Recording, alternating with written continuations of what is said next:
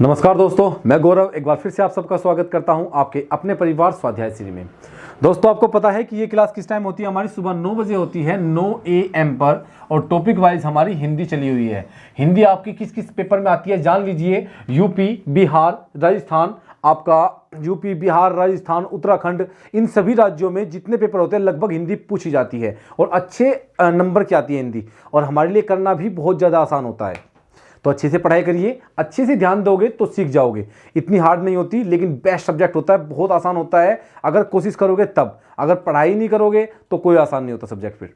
ठीक है, तो अभी जानिए आप लोग, हिंदी में हमारा जो टॉपिक चला हुआ है वो चला हुआ है वर्णमाला, और वर्णमाला में भी हमने स्वर को क्लियर कर लिया था। स्वर हमने पढ़ लिए, और व्यंजन हमारा टॉपिक अब चला हुआ है। ठीक है, तो आइए शुरू करते हैं अपने टॉपिक को, और हम जानते हैं व्यंजन के बारे में। ठीक है, मैंने आपको सब कुछ बता दिया है। व्यंजन क्या होता है, व्यंजन के प्रकार चले हुए हमारे। आप लोग जानते हैं कि व्यंजन जो है वो स्वतंत्र ध्वनि नहीं होती। और डिटेल में जानने के लिए आपको पीछे की प्लेलिस्ट में जाइए और पीछे की क्लास देखिए। अब तक 7 से 8 क्लास हमारी हो गई है। आप लोग प्लेलिस्ट में जाइए और क्लास देखिए अच्छे से, ताकि आपको पता चल जाए कि व्यंजन क्या होता है, कैसे होता है, और कैसे कैसे हमने इसके प्रयोग सीखे हैं। अब देखिए, जो मैंने कल पढ़ाया था, अगर मैं उससे आपको रिलेट ना कराऊं तो मेरी गलती है आज, क्योंकि उन सबसे क्वेश्चन बनता है, और आज जो पढ़ाऊंगा वो पहले को देख के ही आप लोग सीखेंगे। इसलिए मैं कोशिश करता हूं, हाँ आ गया, यहीं से आपको कुछ समझाने की। हमने कल पढ़ा था व्यंजन के प्रकार। उष्ण व्यंजन 4 होते हैं, श, है। ये कल मैंने आपको बताया था। अभी इनकी आवश्यकता पड़ने वाली है, ठीक है, इसलिए मैं आपको रिवाइज करवा रहा हूं। ये 4 होते हैं, और कौन कौन से? श, से और है। श सपेरे वाला, से षटकोण वाला, से सलजम वाला, और है। इन्हें संघर्षी व्यंजन कहते हैं। क्या? संघर्षी। याद रखना, इस पर संघर्षी नहीं है, ये संघर्षी है। ठीक है, इन व्यंजनों के उच्चारण में वायु हमारे मुख से जब निकलती है तो घर्षण के साथ बाहर आती है, गर्म हो जाती है।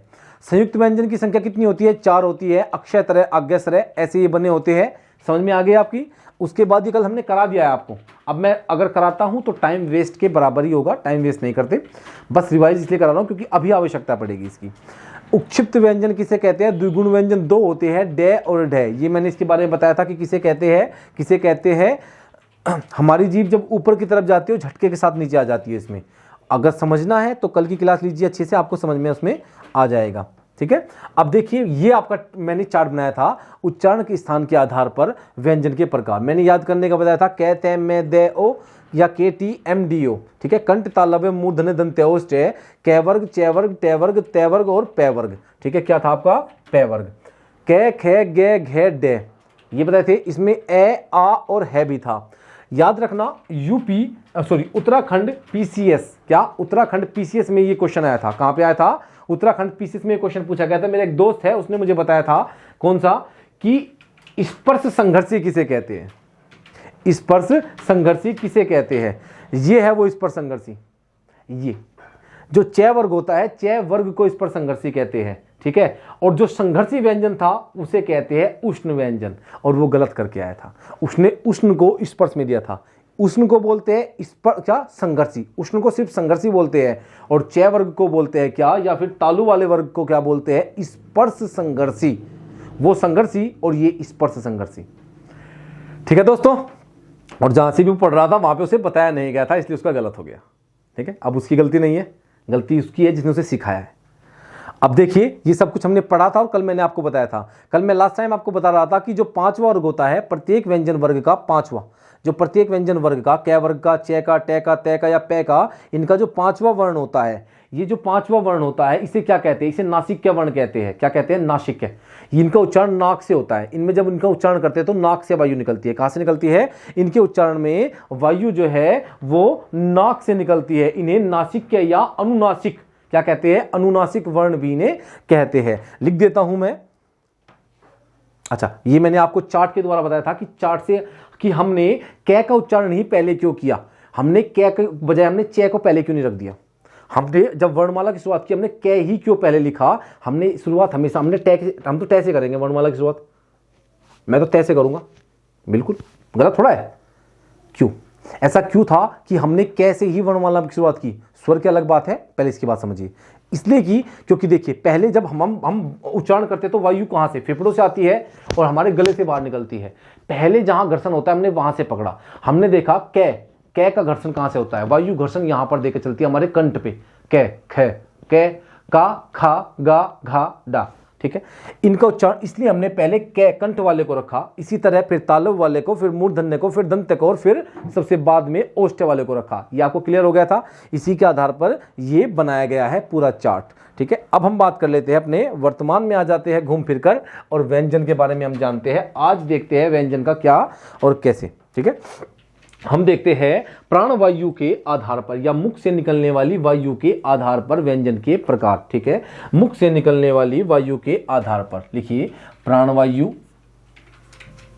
प्राणवायु या फिर मुख से निकलने वाली, मुख से निकलने वाली वायु की मात्रा के आधार पर,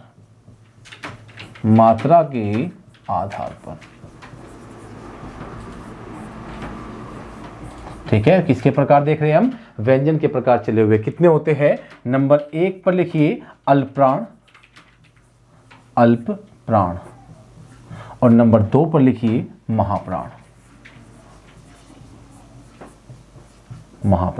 देखिए आपसे एग्जाम में यहीं से वो क्वेश्चन पूछ लेगा कि अल्पप्राण क्या है और महाप्राण क्या है। जिन व्यंजन का उच्चारण करते समय हमारे मुख से कम वायु निकलती है, जिन व्यंजन का उच्चारण करते समय, जिन व्यंजन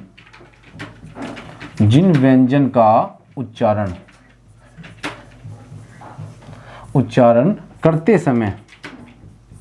करते समय मुख से वायु कम निकलती है, मुख से वायु कम निकलती है,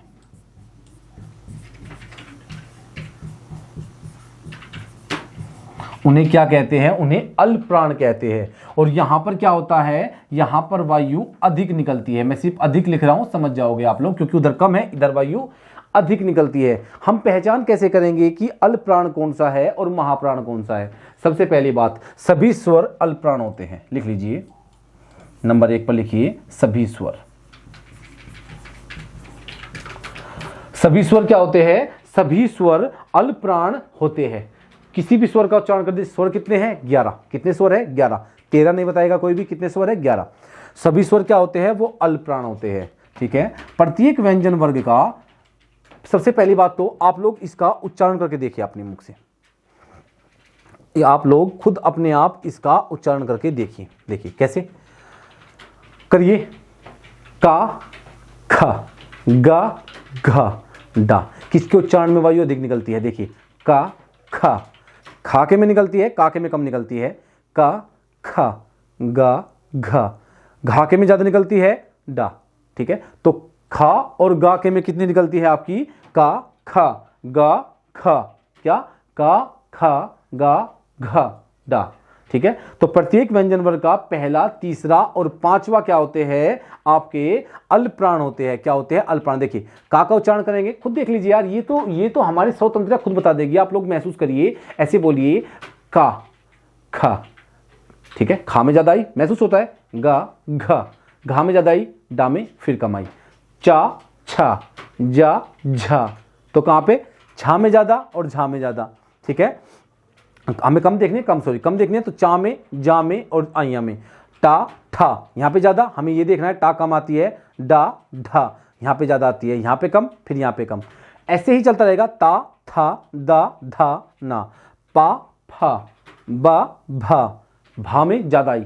तो मैंने कहा है जिन व्यंजन के उच्चारण में हमारे मुख से वायु कम निकलती है, क्या करती है, वायु कम निकलती है, अल्पप्राण, और अधिक निकलती है तो महाप्राण।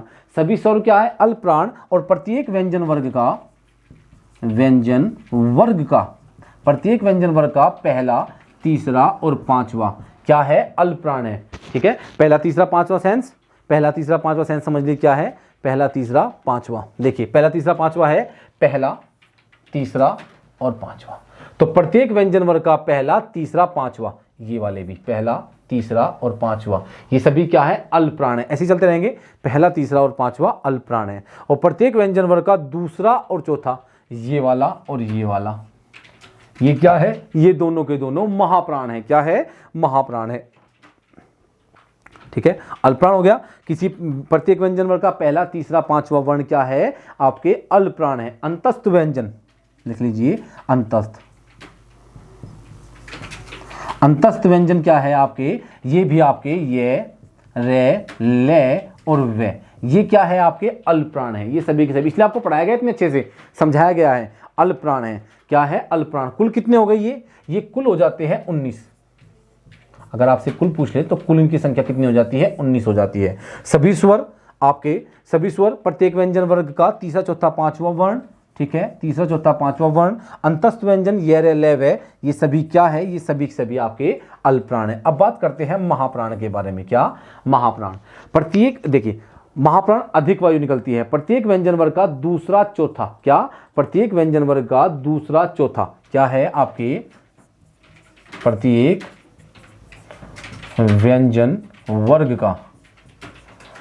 का दूसरा, चौथा वर्ण क्या है आपके? महाप्राण। अधिक वायु निकलती है महाप्राण। उष्ण व्यंजन,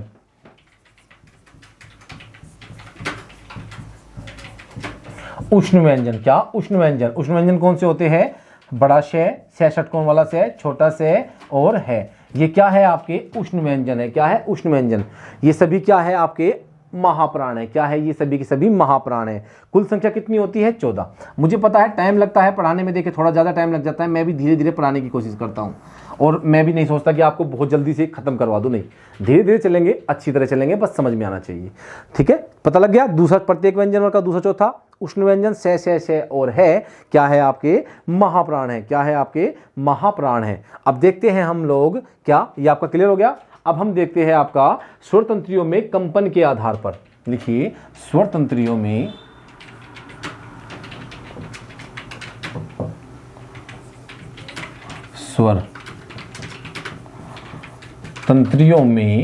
कंपन के आधार पर। क्या है? कंपन के आधार पर, कंपन के आधार पर व्यंजन के प्रकार देखते हैं हम। कैसे? कितने प्रकार होते हैं? 2 होते हैं। एक होता है सघोष, एक होता है अघोष। कितने होते हैं? 2 होते हैं। नंबर 1 पर लिखिए सघोष, जिसे हम घोष भी कहते हैं। क्या कहते हैं हम उसे? घोष भी कहते हैं। नंबर 2 पर लिखिए अघोष, अघोष, सघोष और अघोष लिख लीजिए। ठीक है, देखिए सघोष अर्थात जिसका उच्चारण करने में हमारे स्वर तंत्रियों में कंपन होती है सघोष, और जिनका उच्चारण करने में हमारे स्वर तंत्रियों में कंपन नहीं होती अघोष। छोटी सी बात है यार, देख लीजिए सघोष वर्ण। इन वर्ण का उच्चारण करने में, इन वर्ण का उच्चारण करने में स्वर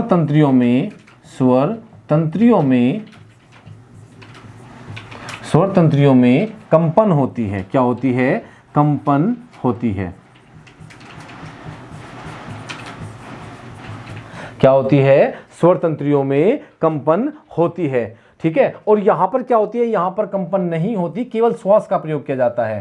कंपन नहीं होती, कंपन नहीं। और क्या करते हैं? केवल श्वास का प्रयोग, केवल श्वास का प्रयोग करते हैं, केवल श्वास का प्रयोग करते हैं।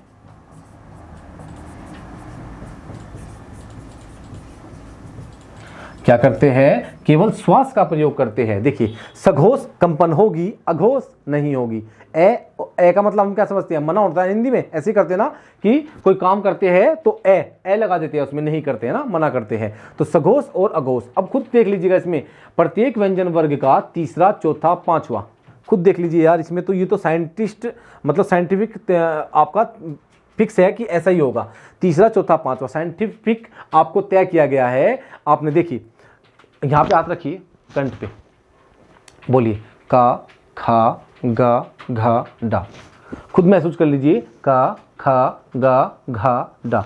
कंपन कहां पे होती है? प्रत्येक व्यंजन वर्ग का तीसरा, चौथा और पांचवा। ठीक है, आपका देखिए गा, घा, डा, गा, घा, डा, यहां पे रखिए गा, घा, डा। का खा नहीं। कंठ पे होती है, कंपन स्वर तंत्रियों में नहीं होती। ग घ डा। तो प्रत्येक व्यंजन वर्ग का तीसरा चौथा पांचवा, सभी व्यंजन वर्ग का तीसरा चौथा पांचवा क्या होते हैं आपके सघोष होते हैं, सॉरी आपके सघोष, हाँ सघोष होते हैं। प्रत्येक व्यंजन वर्ग के, प्रत्येक व्यंजन वर्ग का, व्यंजन वर्ग का, प्रत्येक व्यंजन वर्ग का तीसरा चौथा और पांचवा वर्ण क्या है आपके सघोष है। सभी स्वर क्या है सघोष है आपके, सभी स्वर, प्लस कर देता हूं, सभी स्वर, सभी स्वर क्या है, सभी स्वर आपके सघोष है। आपके अंतस्थ व्यंजन, अंतस्थ, अंतस्थ व्यंजन क्या है, ये रे ले और वे, ये क्या है आपके, ये सभी के सभी आपके क्या है, ये सभी के सभी आपके सघोष है। और याद रखिएगा इसमें है भी अलग से आएगा, प्लस में है कर लीजिएगा, है भी सघोष होता है। क्या सभी स्वर सघोष होते हैं, किसी भी व्यंजन वर्ग का तीसरा चौथा पांचवा वर्ण क्या होते हैं सघोष होते हैं। और बात करूं सभी स्वर ये रे ले वे अंतस्थ व्यंजन और है सघोष है। अब बात करते हैं अघोष के बारे में, जब स्वर तंत्रियों में कंपन नहीं होती। क्या स्वर तंत्रियों में कंपन नहीं होती, केवल श्वास का प्रयोग किया जाता है। तो प्रत्येक व्यंजन वर्ग का लिख लीजिए, प्रत्येक व्यंजन वर्ग का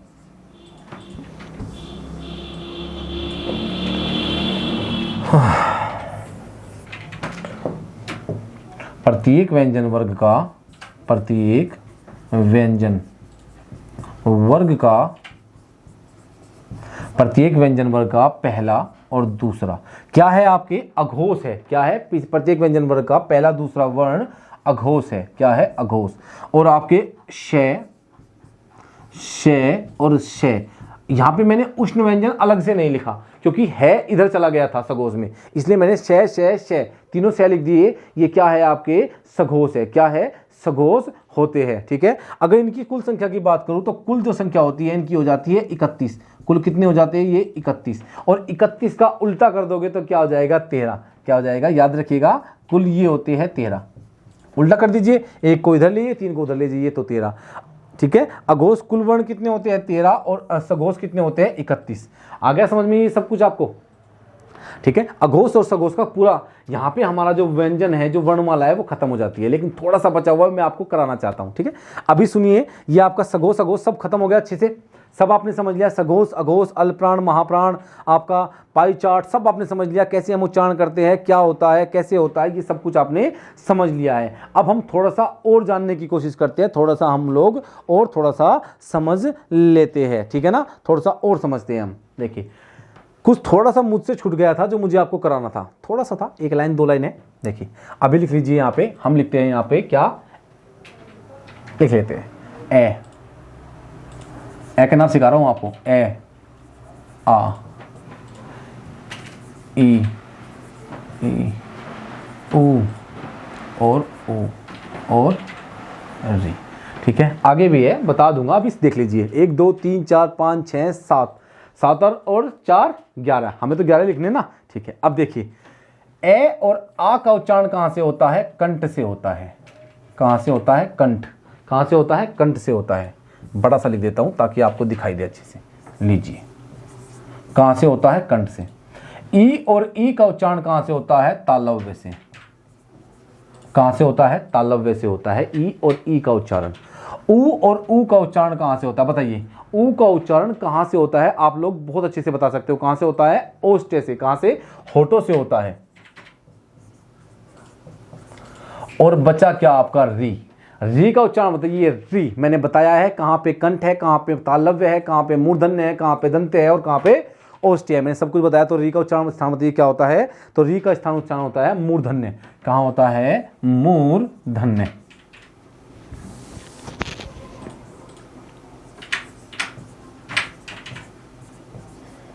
मूर्धन्य कहां होता है, मूर्धन्य हो जाता है। किसका उच्चारण स्थान, री का उच्चारण स्थान कहां हो जाता है, मूर्धन्य हो जाता है। ठीक है, अब बचे हुए 2 और देख लेते हैं हम लोग, 4 सॉरी। आपका क्या बचा, ए बचा और यहां पर आपका ए बचा, यहां पर ओ बचा और यहां पर औ बचा। ऐसा क्यों है, मैंने अलग से नीचे क्यों लिखी, समझ लीजिए। अगर ए की बात करता हूं तो ये बनता है ए प्लस ई से, क्या बनेगा, ए बनेगा। अगर इसकी बात करता हूं तो ये भी किससे बनेगा, ए प्लस ई से ही बनेगा ए। ठीक है, अब जब हम संधि में जाएंगे तो बदल जाएगा नियम थोड़ा सा, ए प्लस ई की बजाय ए प्लस ए से हो जाएगा आई। ठीक है ना, लेकिन अभी आप लोग वर्ण में है तो समझ लीजिए आप, क्योंकि यहां पर वर्ण आपको सीखनी है, संधि नहीं सीखनी। अगर इसकी बात करता हूं तो इसका क्या है, ये बनेगा ए प्लस ऊ से, ए प्लस ऊ से ओ बनेगा। अब ये मत कहना बड़े ऊ से, वो संधि के नियम है, संधि में सीखेंगे जाकर। अभी यहां पर देख लीजिए, ये बनेगा ए प्लस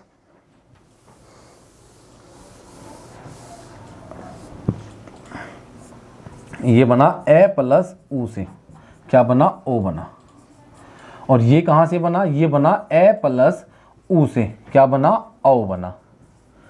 ठीक, मैं दोबारा बता रहा हूं, संधि के नियम संधि में सीखेंगे, अभी आप समझ लीजिए। ए का उच्चारण स्थान क्या है, कंठ है, क्या है, कंठ। ठीक है, क्या है, कंठ।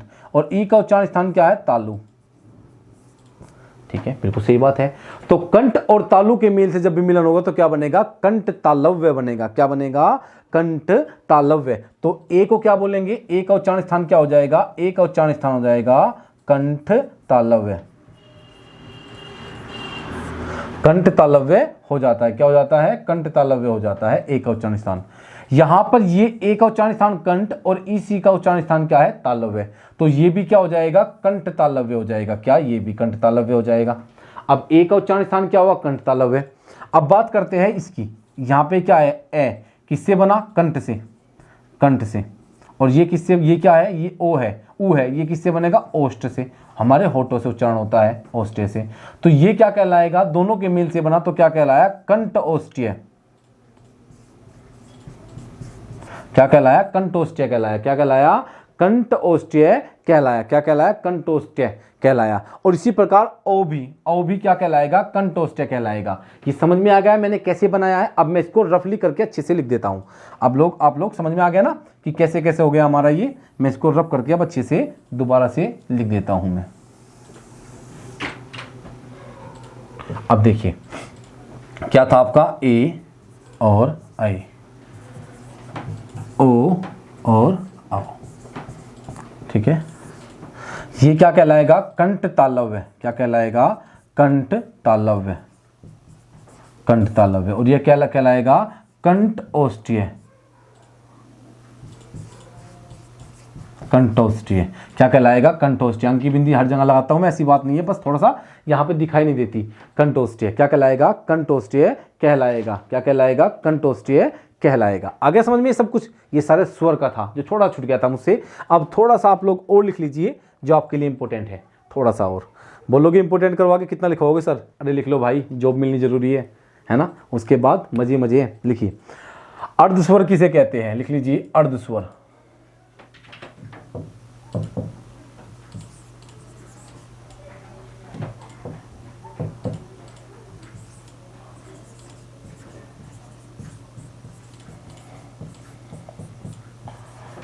ये और वे को क्या कहा जाता है, अर्धस्वर कहा जाता है। क्या कहा जाता है, अर्धस्वर। लुंठित स्वर किसे कहा जाता है, लिखिए, लुंठित। लुंठित, क्या, लुंठित स्वर किसे कहा जाता है, या फिर हम इसे कहते हैं प्रकंपित। क्या कहते हैं, प्रकंपित। किसे कहा जाता है, प्रकंपित। बताइए, लुंठित या प्रकंपित किसे कहा जाता है, बताइए किसे कहा जाता है।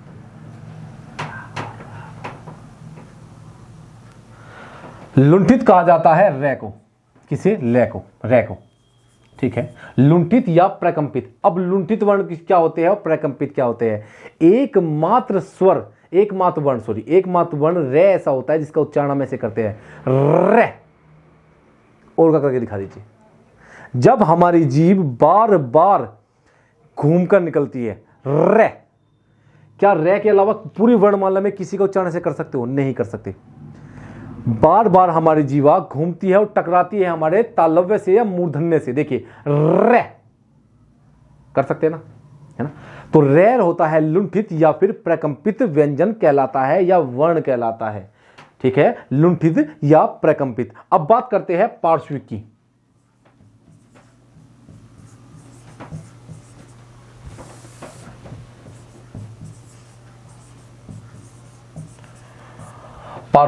पार्श्विक वर्ण किसे कहते हैं या व्यंजन किसे कहते हैं। व्यंजन किसे कहते हैं? ले को कहते हैं। क्यों?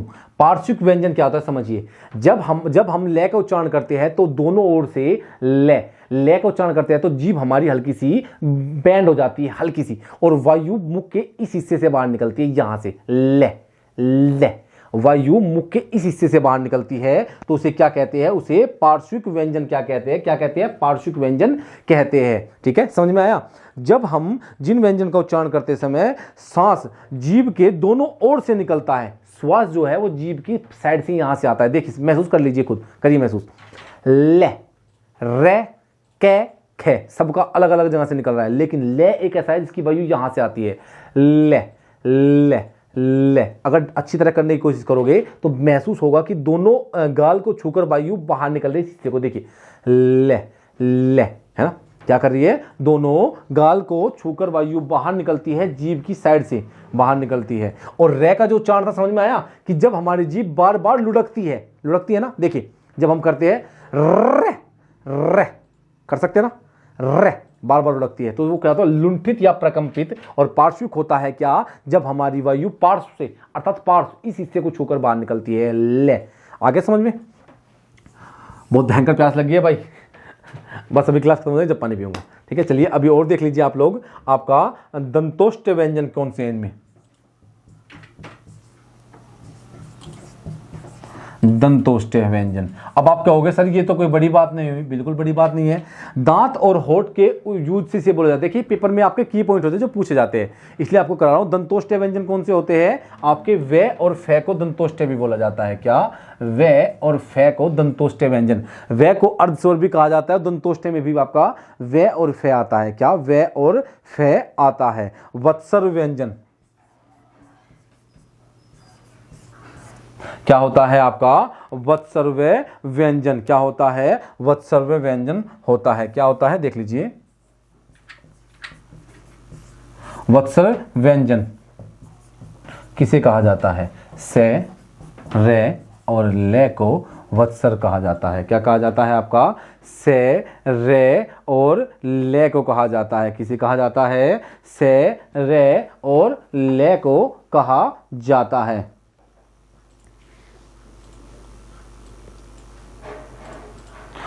ठीक है, बस इतना ही पूछेगा। ये डायरेक्ट क्वेश्चन होते हैं कि वत्सर व्यंजन किसे कहते हैं, लुंठित किसे कहते हैं, प्रकंपित किसे कहते हैं। आपका ये आपके डायरेक्ट क्वेश्चन होते हैं। अर्धस्वर कौन से होते हैं, दंतोष्ट व्यंजन कौन से होते हैं, ये सब यहीं से पूछता है आपका। ठीक है, अगर बात करूं मैं अयोग वहा, क्या लिख लीजिए, लास्ट है आपका ये, और यहीं पे क्लास का एंड हो जाएगा। क्या आपका अयोग वहा, अयोग वहा किसे कहते हैं? अंग और ए को, अंग और ए को। ठीक है, अंग और ए अयोगवाह कहलाते हैं। क्या मैंने पहले ही कहा था कि ये व्यंजन वे होते हैं जो आपके स्वर और व्यंजन स्वर की तरह व्यवहार करते हैं, लेकिन इन्हें किसी में भी नहीं रखा जाता है, ना व्यंजन में, ना ये पूर्ण रूप से व्यंजन की तरह व्यवहार करते हैं, ना ही पूर्ण रूप से स्वर की तरह व्यवहार करते हैं। तो इन्हें अलग कर दिया गया और इन्हें क्या कहा गया? इन्हें अयोगवाह कहा गया। क्या कहा गया आपका? अयोगवाह इन्हें कहा गया। और अयोगवाह कौन से होते हैं? अंग और ए। जो बच्चे तेहरा मानते थे वहां पर आपका क्या होता था, जो आपके ओ और औ के बाद मानते थे कि ओ और ओ के बाद अंग और ए आते हैं, वो अयोगवाह होते हैं। क्या होते हैं? अयोगवाह होते हैं। हो गया। तो आज के साथ, आज की क्लास के साथ आपकी वर्णमाला पूरी खत्म हो जाती है दोस्तों। आज वर्णमाला का लास्ट दिन था और वर्णमाला हमारी पूरी हो जाती है। मैंने अच्छे से वर्णमाला पढ़ाई, मैंने लिपि पढ़ाई, मैंने आपको बताया कि वर्ण का विकास कैसे हुआ, लिपि की आवश्यकता क्यों थी, वर्णों की आवश्यकता क्यों थी। उसके बाद मैंने आपको बताया कि वर्ण के प्रकार बताए, स्वर व्यंजन, और फिर उनको दो हिस्सों में तोड़कर पढ़ाया आपको बहुत अच्छे से। स्वर अलग पढ़ाए, व्यंजन अलग पढ़ाए मैंने। तो अगर किसी क्लास छूट गई है तो जाइए प्लेलिस्ट में वो क्लास देख लीजिए। अच्छे से समझोगे तो अच्छे से समझ में आ जाएगी। क्वेश्चन यहां से बाहर नहीं जाएगा वर्णमाला से कुछ भी। अगर चला जाए तो यहां पे खड़ा हूं, मुझे बोल देना, कमेंट कर देना, अपना खुद का नंबर दे दूंगा। जिस दिन बोल दोगे सर पेपर में इसमें से बाहर निकल गया क्वेश्चन, इस चैप्टर से क्वेश्चन आया था, इससे बाहर निकल गया जो आपने पढ़ाया, तो अपना पर्सनल नंबर आपको दे दूंगा, जो मन करे फिर वो कर लेना।